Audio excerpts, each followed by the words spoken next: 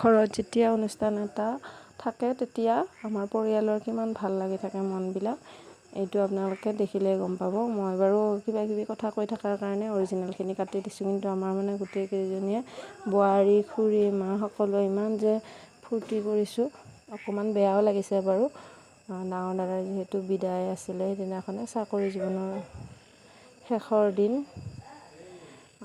ঘৰলৈ অহা দিন আছিলে। সেইদিনাখনে আদৰিবৰ বাবে আমি ৰখি আছিলোঁ, আৰু আদৰিবলৈ আৰু গৈছে বাৰু, এইখিনিয়ে নহয় আৰু বহুত আছে ঘৰৰ পৰিয়াল, সকলোকে দেখুওৱা হোৱা নাই। যিখিনি সময়ত মই ভিডিঅ' কৰিছিলোঁ, যিখিনি মানুহ আছিলে সেইখিনি দেখুওৱা গৈছে।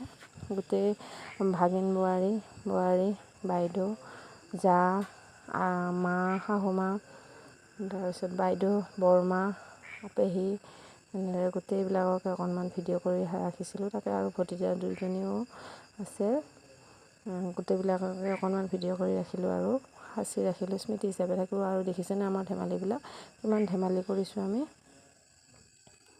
আজিলৈ আহিছোঁ দেই, আৰু আপোনালোকে মোৰ ভিডিঅ'সমূহ চাই বহুত মৰম দিছে, তাৰ বাবে আপোনালোকক বহুত বহুত ধন্যবাদ।